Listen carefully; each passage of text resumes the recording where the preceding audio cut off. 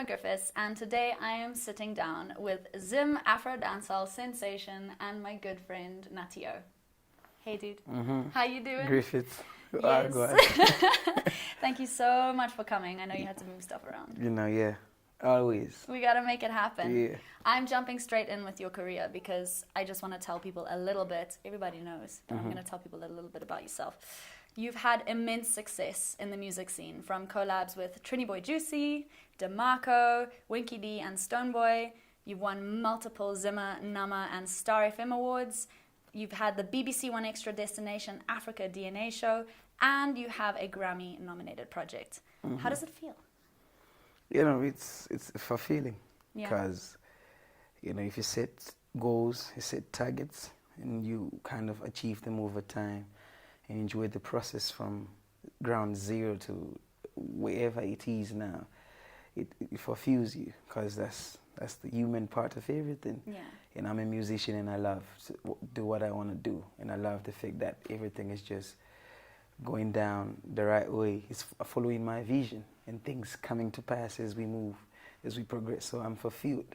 100%. Do you have something you practice regularly that you think helps you in that process? I think thinking positive. Yeah. You have to practice that. Yeah. Shutting down what you don't want and you're taking what you want. So like self-affirmation, reaffirmation, you know, someone in the right energy always around, because the universe will respond. 100%. I think mindset is such an important part of it all. And I think you can definitely find with creatives that with the right mindset, you can get through a lot of stuff, because it's not an easy industry. And the challenge is you have to sort of just stop and be like, okay, what is the goal? And kind of remember where you're going the entire time, so that as things move and change, you're still focused. How would you say the Zimbabwean culture has impacted your music? Yeah, I am Zimbo. I'm Zimbabwean. I'm Zimbo-centric, and everything about me is Zimbo. So definitely coming from this space, reaching some cultural aspects, you know, musically and even style and aura. The Zimbabwean culture is tastier, and it has different colors within it, and that has been the main aura around me. 100%. You see me, you get to know that this person is from Zimbabwe. You get to know it, and you'll get to ask me, where you from? And I'll tell you from Zimbabwe, and you get to find how rich the cultural aspect of things are in color, in everything. 100%. Championing our country, boy. You featured on the Bob Marley and the Wailers Africa Unite project in 2023, which was a huge deal, yourself and Winky D. How would you say that Jamaican dancehall has influenced the Zim dancehall scene? On a bigger note, reggae and dancehall, the Jamaican reggae and dancehall, Jamaica as a whole, culturally too, has impacted what we do here musically. We consume reggae the most, we consume dancehall the most. This is the biggest genre in Zimbabwe, and forever it will be. And it comes back to where it started from. You know, Bob Marley, someone who, if Bob Marley or Michael Jackson, between the two, the biggest in the world that we've ever had. And Bob Marley himself is kind of involved in our process to independence. We're talking of a person who was involved directly. Yeah. Yeah, so that's how our scene has been shaped. You see our scene right now, you can tell, you cannot separate the reggae and dancehall within it. For sure, my influences are reggae and dancehall, and it goes, and it comes from that part, it comes from that aspect. And I know you personally, you're a very spiritual person. How would you say that your spirituality affects your art? On a major, we are spirit beings in these bodies. You get what I mean? Yeah. That's the human part, your spirit and the body. So the spiritual aspect of things is major, because that's where everything starts. 100%. Whatever it is that manifests in the physical start to happen in the spirit. So you get what I mean? You have to be spiritually aligned for you to physically align too, because nothing can happen without that bridge 100%. aligning. So yeah. And especially in this industry, I think, because there's so much room for straying and so much room for getting caught up in it all. You know, you're dealing with being you know, potentially treated differently by people around you, for people coming into your life that maybe are there for different reasons, then might be in another job. And your job and what you're trying to do artistically sort of flows out into everything. And I think remaining in a space where you know why you're doing something, you know who you are, that's incredibly important. It's important. How do you stay grounded in that? Like, how do you stay grounded in, like, what do you actually do that makes you, okay, cool, this is how I'm going to make sure that I don't stray, that I know who I am, and that no matter what comes at me, I am going to remain true to myself. So, you know, fun enough, if you know who you are, you can be grounded in any particular case. Yeah. The time you know who you really are, you can be grounded. So I know who I am, and I know what I'm doing on this universe. I know my job in this cosmos. I know what I was sent to do. I have a task. I have to serve, and I have to use my gift and everything that I was endured with to serve the universe whilst I'm alive. So I know that, and I know who exactly I am. I know how valuable I am. I know who I am. Yeah. That's the essence, that's the secret. I stay grounded because I know who I am. Enough of the times, you know anyone in this world who's not grounded, they don't know who they are. So they're trying to seek validation in spaces, in frequencies, every time. Yeah. So I don't need to do that because I know who I am 100%. in this space, and I'm grounded because I know who I am. And with that, I guess, comes the other side of it. Like, when you're yourself and you're doing something and you can feel that purpose and it feels good and it's going well, amazing. But the other flip side of this industry is that there's a lot of opinion and there's a lot of other people sort of coming in and playing their part, or saying their part at least, in what you're doing. How do you manage the negative side? How do you manage negativity when people are coming with their opinions and they're not good? So, you know, opinions are just opinions. Yeah. And it's unfortunate in this scene, we tend to have highly opinionated, let me say, fools, you know, and because it's the platform now. Social media, the new devil. Social media allows people who are supposed to speak to speak. Yeah.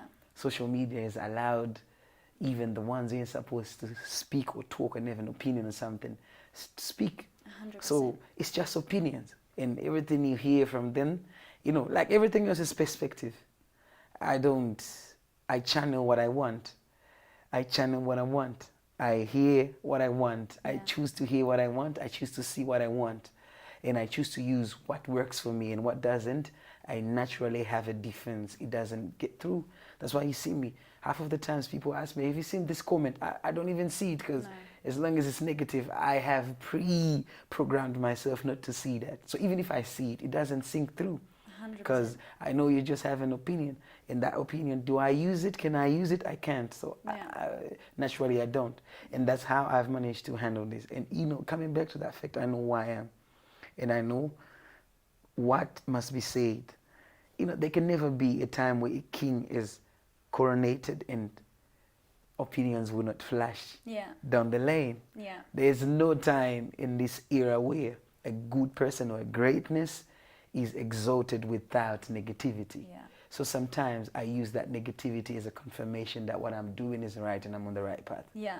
I think it's the only way that you can really access and move around this section of being in the public space, being in the public eye, because everybody comes with their ideas and everybody is so individual and so different, with such different backgrounds. And remember, what you say reflects more about what you say to another person, reflects 100%. More about you, 100%. not them. I can't control what you think. I can't control what you say. I can control how I react. And enough of the times what I say is it's about me more than who I'm saying to. So, you know, we grow rough. What else can you say? What opinion can you say that can take me off route? Yeah, and I've felt it myself as a creative in the space as well. You know, you can post something and someone will say, "Oh my gosh, I love your tattoos," and the next person will say, "Why do you have so many tattoos? What do you get?" You can never please everybody. It's just not. As long as you know that you are doing something that feels within your gut, like that's what you're meant to do, you have to just block it out and know that it's, like you said, I like that. It's more about them more than you. Yeah, and it's a good confirmation that you're doing something. you've written really deep music, music that really says something. Would you say that our role as artists is to address real issues? Yeah, we are here on earth to address things. We're here on earth to impact, educate, entertain, teach, empower. We're here to move things, and music is the quickest way, because music is the most visible. People love music. People live through music. Music is therapy. It's so universal, and it's so easy. It can cross so much. It doesn't matter, where you come from, your age, your gender, your race. Like, everybody connects with music. It's essential. Different music. Thank God that there's so many musicians. It's essential, because music is energy. It's a frequency. It crosses language. Exactly. And it breaks down barriers. It gets into the bone. It's crazy. It gets into the bone. So music is lucky. like, yeah. We're so lucky to do what we do. Yeah, so music is like food to the soul. Yeah. It's soul food. So it's our duty to give people the soul food. Hence, we address issues positively. Or even those who may use it negatively. And it works, whichever way. Yeah. But I'm saying it's our duty to be these role models and push what must be pushed, what is feasible, what is workable with, and what we require for our souls. Yeah. What do you think you're saying now? Like, what is on your heart, like, musically and creatively now that you want to speak about? For me? Yeah. I'm a mover, I'm a shaker. I'm a positive individual. I'm a powerful person. My aura is power. This is the message I'm trying to convey. Inspiration, power. I'm trying to convey the message of substance. Understand who you are. Tap into your greatness. Tap into your royalty. When I talk about you, and I do a lot, because I learn a lot from you as a creative and as a person who sort of knows what you're trying to create, I always come back to this thing that I say, that is that you have this aura about yourself. You have something that when you're in a room, you command it. It's like so deep within you that you don't have to say anything. You don't have to do anything. You just are. And I think it's an incredibly powerful thing that comes through with your music. Mustard Seed was unbelievably powerful. Cornerstone was powerful. Like, these bodies of work, because you first are powerful. You know yourself. Is there a particular performance in your career as a whole that has been very meaningful to you? I think the first was when Teddy Riley called me on stage, Abu Dhabi, at the Bob Marley commemoration at Yas Beach. Teddy Riley called me on stage to perform one of his songs. And Roman Virgo at the same time was watching me. That was magical. That meant a lot to me, because I think that was the first time I got to have confirmation. That's when I met the Wailers too. Wow. It was confirmation that whatever process I am onto, whatever process I'm onto, frequency, energy, everything that I'm doing is working, and it poises to a greater cause. That one. And you know who Teddy Riley is? That was Michael Jackson producer. Yeah. You get what I mean? Yeah. So these are huge moments. Getting a cosign, just more than a cosign. He called me on stage and say, you know what? I see what you do. Let's get on stage. Let's do this. And I think it's important in those moments to like stop and be like, look where I'm at. Because you're so focused often as a creative to be like, where do I need to get to? What do I got to do this year? There's so much that I'm still you're looking at where you want to be, that it's important in those moments to stop and be like, look where I'm at, look how far I've come already. I'm here. Stop and just be grateful. I'm living in an answered prayer already. Just be grateful already for the things. Unreal. And on that note, let's talk about your career, because it's crazy the things you've done. And one thing that I really want to know personally is, with the music you've made, you've had such success. Mustard Seed, the album in 2021, was record-breaking, both at home and abroad, and you followed up with the mixtape Cornerstone in 2023. When you're putting together such powerful bodies of work, do you have a specific method of writing or a way that you approach starting a solid body of work that's trying to say something? We are individuals of habits. And sometimes the tiny details within their habits make up the detail in what we do, like specifically me. Yeah. How I create, I deal with the law of attraction in a larger scale. And I also use the backward law in a larger scale. I incorporate all of these. There are things that I want, and I focus on those, and there are things I don't want, and they end up happening. So I put everything that I want to do, and I focus on the little that I want to do, and I say I don't want to focus on this, and I eventually know this will still happen. Yeah. So before you know it, I have it in its solid form. Yeah. For Petty Power, it's me waking up one day and I have a theme in my mind. I have something that I want to express, but I can't at that time. So I have to go through moments and I have to live life. And moments will define how I ended up writing that song. Yeah. So And the Petty Power was just a word. Yeah. And I knew the power in that word, but I didn't have the song. Yeah. And I told myself I was supposed to write that song. Yeah. And it worked. Yeah. So it's the same. So I have words. Like right now I'm working on my album. I've been working on my second album for the longest. I have words, I have terms, I have words that I've just written down. I want to write a song like this. For example, I'll give you, let's say I want to write a song called Zamagaronga Jafa. So I have to live through the moments that would define how and which wording, what diction, what lingua should I use on that song. Yeah.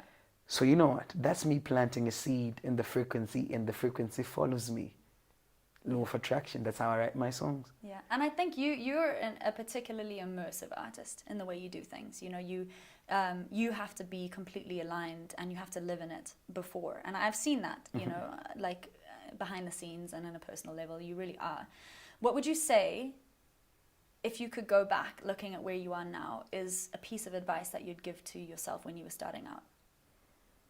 I would have told myself to, because I feel like there are a lot of things that I didn't do, like musically, because I was listening to my surroundings and listening to a lot of people advise and etc. There are things, a lot of things I didn't do.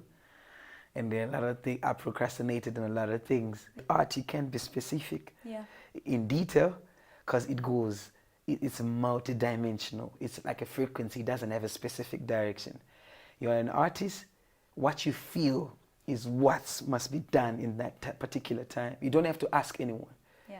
So if I would give my younger self advice, I wouldn't have been asking anyone what to do, what song to release next, what genre to tap into, what to do, what's the next move. I would tell myself I would have just done. Yeah. I would have gone for sound engineering school a long time ago so that I capture myself more, because I'm always energetic, I'm always creative, I'm always in this,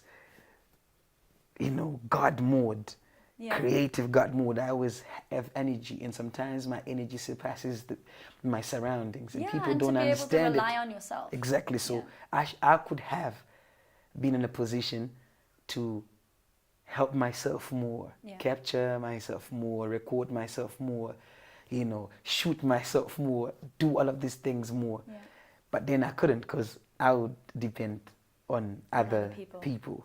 I know, it's an interesting thing, because it's like you've got such a strong vision and to be able to, move with that. And sometimes when you have a strong vision, your surroundings must match that. Yeah. That's maybe your team, your management, your producers, the people you move with, they must match that energy. The people around you matter hugely. Exactly. Hugely. I think as well that people don't always realize that when you're looking at an artist and let's say, okay, cool, I need to book Nutty O. Nutty O is not one person in himself. Obviously you are, but you are surrounded by people who have been a huge part of moving this vision along, and I think it's a trap that people can fall into if they're not careful, or a danger in the industry is surrounding yourself with the wrong people, or surrounding yourself with people that might, you've got to also stop and look and be like, okay, is this aligning, with what? Because you can get swayed, you can get changed, is this aligning with what I'm trying to do?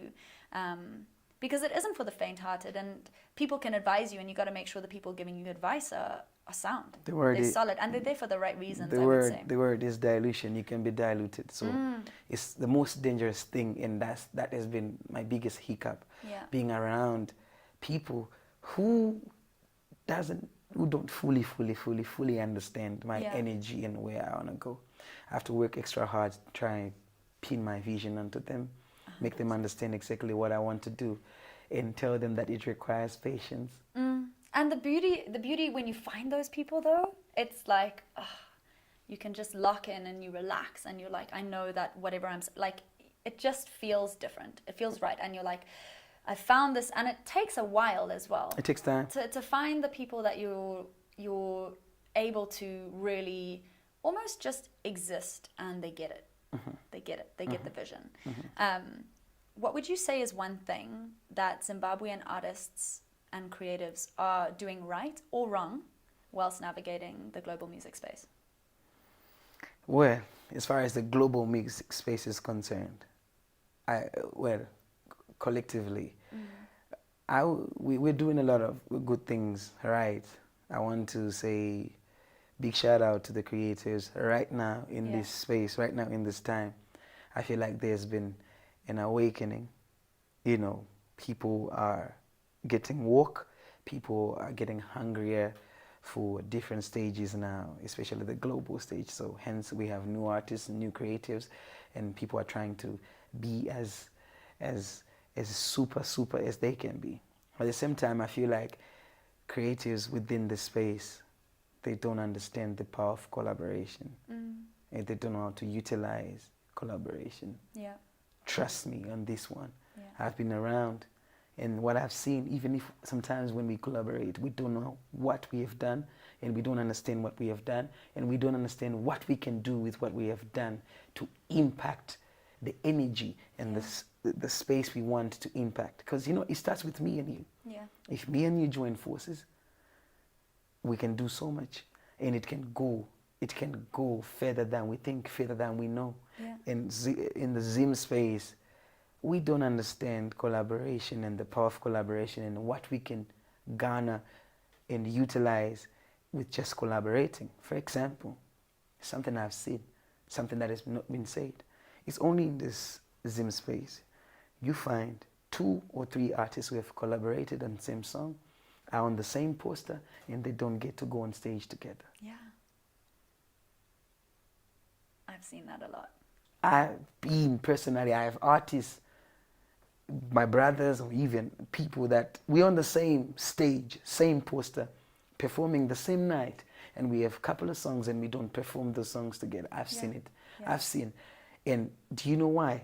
We don't understand what collaboration does. Yeah.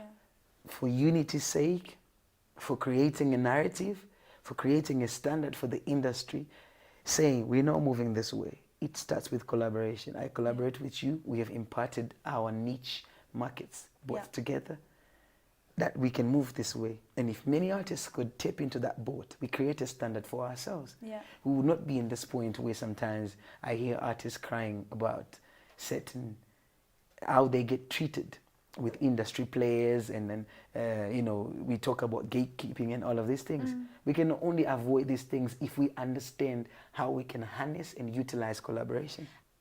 There is something about creatives connecting that I think is more powerful than we even realize. Within our audience sake, 100%, people love to see creatives connecting, creatives together, creatives like that unity and that sort of, okay, they're actually a part of something bigger than themselves. It's not just individualistic. But on top of that, as artists, I find I learn the most. You can learn something from every single artist, whether good or bad.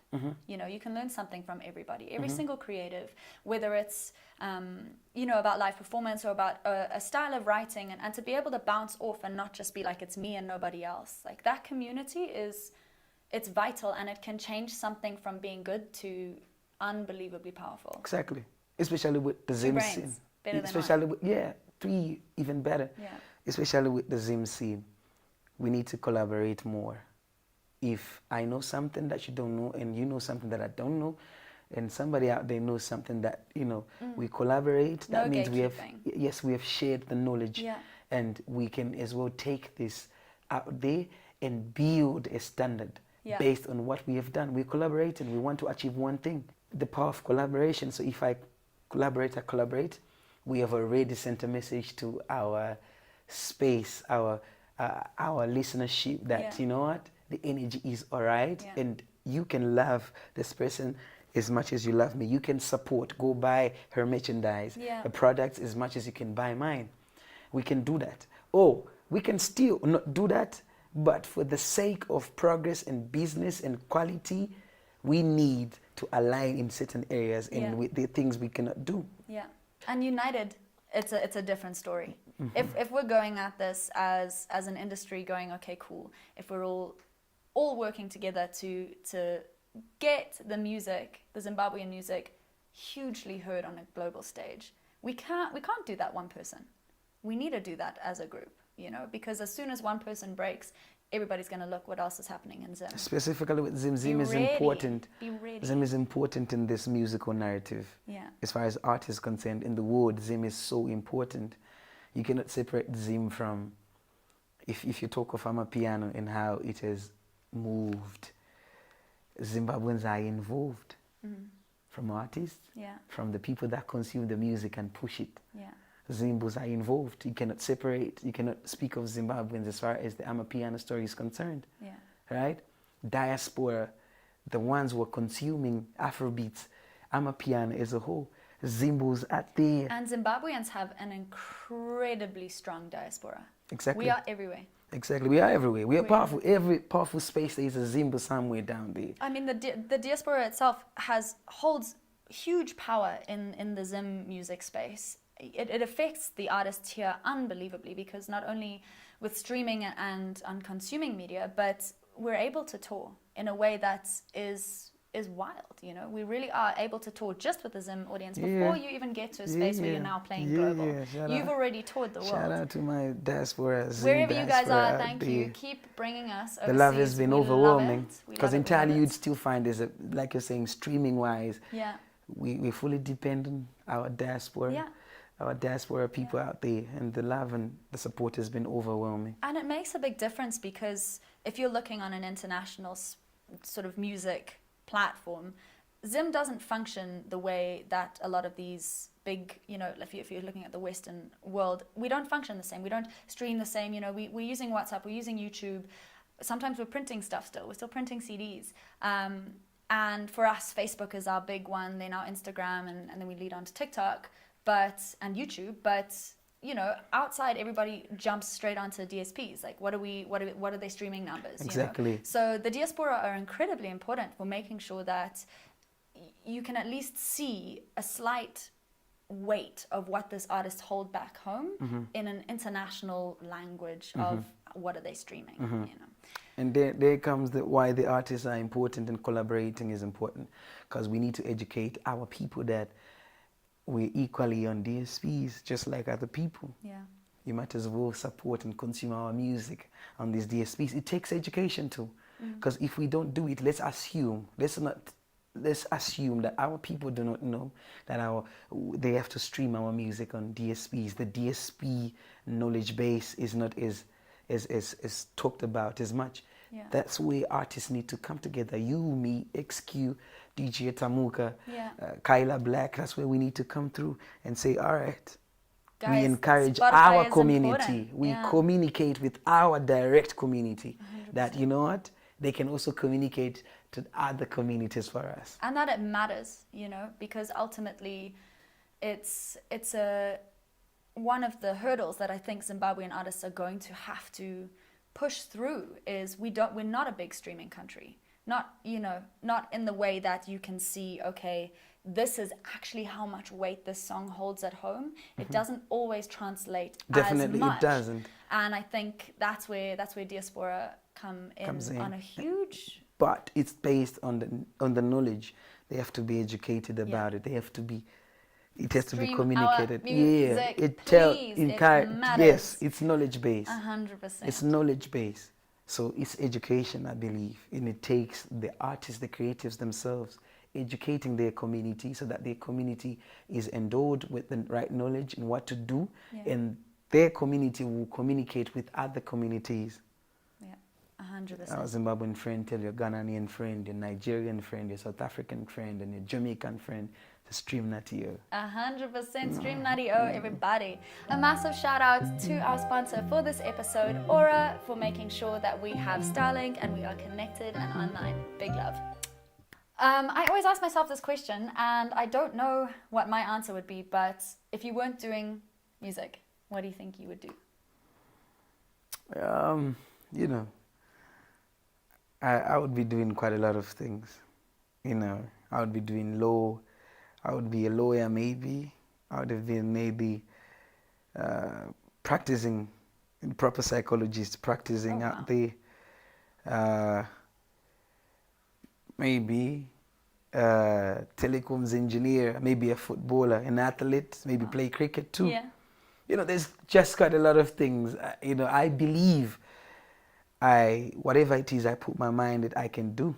And I believe I'm an anti-paracalist. Yeah. It goes back to what you were saying right at the beginning. It's about mindset. You know, and I think you have a very strong mind. You have a very strong discipline. You're a very disciplined person. I believe it. I think you could do whatever you wanted to do. I would. Anything I put my mind in, I would do. I believe I can do so many things. I know, I always wonder. I would be a pastor. Yeah. I would be running church, having ministry, and, you know, maybe an apostle. Yeah. I also wonder, like, I think I could have gone down so many routes, and looking at where I'm at now and the experience in the industry, I think I would always have fallen into something. I always think I would have fallen into something creative, but then at the same time, I'm like, but I learned a lot of the stuff that I know, like film production. You know, I produce most of my own music videos. I've produced music videos for Sauti Soul and for other creatives around the world, and you know, that's another passion of mine, but I only learned that through music. So I always wonder if you would ever know exactly what would have happened if music hadn't stepped in. Well, like you said that's smart right there. Is through the music. Like I always tell people, I can do anything through the music. Yeah. There's something that it enables. It's taught you a lot. Exactly, that's an enabler. How to think, how to be entrepreneurial, how to be self-sufficient. Because as well, when you are an artist, and especially in this day and age, you have to be so many things. In Zimbabwe, you have to wear so many hats. You know, you don't just get to write music and sing music. You're on organizing things, you're on admin, you're on planning, you're on prepping. We are often doing in this industry in Zim something that outside would have 10 people on it. Yeah, on that one, that's important. I would want to ask you, because someone asked me this. Like, I was talking to my brother, so helps me, he's a distributor. You know, was telling me, you do so many things for an artist of your kind. You do so many things that I feel you shouldn't be doing. You know, in a world like, in a different ecosystem and an economy, you wouldn't be doing any of this. Certain people around you should be doing these things. And that is interesting you said it. What do you think must be done? Is it a financial issue with us when in Zimbabwe that we cannot employ a team of people, or we have a knowledge gap? The people who were supposed to be around us, handling us, there's also a knowledge gap where they don't know what to do. I've never really thought about why, but probably a combination of things. You know, we, as the Zim industry, functions differently. We maybe don't have the funds to hire entire teams. We're not streaming and getting huge amounts of funds into this country like in other countries on DSPs. So the funds it's not just always coming in. I think there isn't enough finance for every artist to be able to go and, okay, cool, I need to hire 18 people for a set to make this thing happen. It's just not plausible. And I wonder if education is a part of it as well, because even something as simple as, what is a manager's role? A lot of artists, young up-and-coming artists, up to a high point, you can say, who hires who? What's the role? And people are confused about it. They don't know who's meant to do what. So I guess a lot of education and research and talking, it's platforms. It's actual real artists saying, that's not right. This is what needs to happen. This is what's functioning. Yeah, I guess it's a combination of things, but artists already in the game, I think, could shed light on this is how it works, what needs to change. It's about sitting in rooms with people and being like, yo, what do we need to make different, I guess. Fun questions for you right now. Favorite Zim snack? No, it has to be my daughter. Yeah, I was gonna actually, if you'd asked me to guess, I was like, I know it's Yeah, you know me. You know me. Oh my gosh. You know me. What's your favorite snack though? I would say, to be honest, the one I eat the most is Moyo. I see. I didn't know my way. Really? Yeah. Yeah, but I mean, that's the thing. I'm a big fruit girl as well. Last time I so gave you masao. Yeah, masao. I have dried masao at the moment. I gave you masao, dried masao. Love You remember masao. the chimani? I know, back in the day, and you wanted to take so many, and I was like, yes, let's go. But masao I love, majanje I love, but I eat probably most regularly mawu, but I think a lot of that's for the health benefits as well. You know, it's really good for you. So, but we got good fruit here, and I think that's such a blessing that people don't also realize. Like, you can just on anywhere, I pull up on the side of the road and there's beautiful fresh fruit at all times. I'm here for it. I live off fruit, honestly. You are big into nature, you're big into traveling, and you are always going on these beautiful spiritual moments in Nyanga and places like that. What is one place in Zimbabwe that you think everybody should see in their lifetime? Obviously, it has to be the Eastern Islands, Nyanga specifically. Nyanga, I believe Nyanga is the best place for me. Yeah. And Zima, I feel like people should visit Nyanga. Yeah. The Eastern. It's Let's say unbelievable. just the Eastern Island. Yeah. And the spiritual connection there Exactly. as well. It's undeniable. Exactly. You walk in that place and you're like, mountains, wow, you know, I love the mountains. Yeah. You Yeah, know, we love the mountains. We love need to do another Chimani Money Let's trip. do it. Let's do it. Should we do it this year? Yeah, why Can we not? do it soon? It's Sooner. green right now, straight after the rains. Just Shake on after it. the rain. Okay, done. Yeah, when Dusted. Pinda is the one. What is a cause or issue in Zimbabwe that you're passionate about highlighting? Well, I believe, just like we've spoken about, I believe Zimbabwe is rich. Culturally, we have so many rich aspects. Nowadays, I'm big on the food, because you find we're in a season where the food you consume is directly medicine than other things that you take after when you get sick. Yeah. So I love to eat organic stuff. Yeah. And good stuff that is natural. We have a lot of natural. Zimbabwe is a really good space for Exactly. So I believe we have a role to the world to push medicinal food. Yeah, 100%. Medicinal food. That's what I believe. An issue that I feel like over the years I personally would participate in highlighting and pushing medicinal food.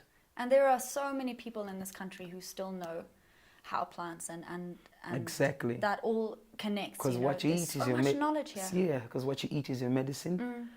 Instead, rather eat well before, you know.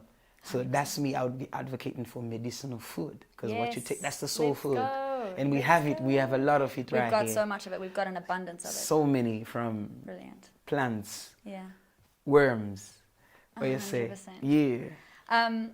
One final question, which I love to think about, and I know you have a plan for this. What legacy do you hope to leave for future generations of African creatives?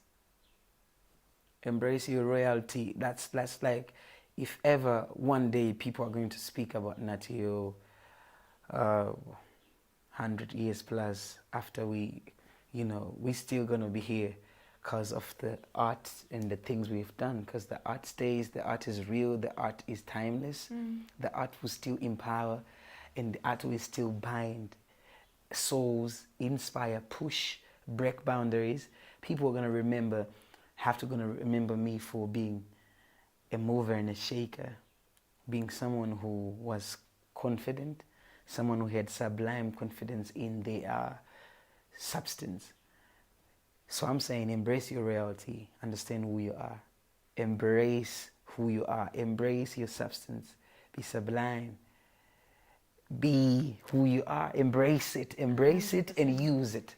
That's the legacy I leave. Yeah, you and ask, you're doing it, you Nutty. ask them who that guy was, they'll tell you that guy was full of substance. He knew he was. Yeah. It was royalty, and I embrace it. Yeah. You know, 100%. rich soul is rich, spirit is rich. You know, it's the substance, and we have it in abundance. That's what I want to. That's the legacy I want to leave for the African child. Embrace your royalty. Embrace your substance. You're an individual of substance. Yeah. Embrace it. It's within you. It's embedded within you. You're an African child. The soil is rich. Yeah. And the time is now. The time is Honestly, now. for this continent. Exactly. Africa, it's now. We have a very similar love for nature and Zim and for the forests and this beautiful place. And so as a little thank you for coming all this way, for making time for me, I've partnered up with My Trees, which is a non-profit who are reforesting Zimbabwe. And this year, 2025, we are aiming to plant 1 million trees. So we are planting one in your honor, Nutty. Thank you so much. That's the ABX tree. For coming, the ABX tree. We I'm gotta on go it. visit it one I'm day. on it. We Yeah, gotta go. definitely. We'll go. We'll It's go a to tree of Burundi. life. It'll be beautiful. We got Eastern Highlands. I'll Eastern make sure Highlands, that we right? get one for you there. Let's do it. And yeah, thank you so much. I think more of this. I think more sitting down with creatives and being able to say, how do we change things? What's going right? What's going wrong? And then ultimately just celebrating each other. I'm so proud of you. You've done amazing. You know, I'm proud of you too. I'm excited. And I know for you got next got year. amazing work coming through. I can't wait. I'm excited. Yeah, I'm excited for you. You've been working hard. You've been adamant. You know, like you highlighted, it's not an easy road being a creative in this space. I've watched you through. I've seen you through, and I believe the time is now. The time is now. Yeah, you've carried the flag. You've carried the flag all the while confidently, and I believe it's the time. It's your time to shine. Go on, girl. Go on. Go on, girl. Yeah. Thank you, Nutty. Thank you guys so much for watching. If you're still here at the end, this was Hello Hi with Gemma Griffiths with my beautiful, beautiful friend Nutty O, and we'll see you next time. Mwah. Extension.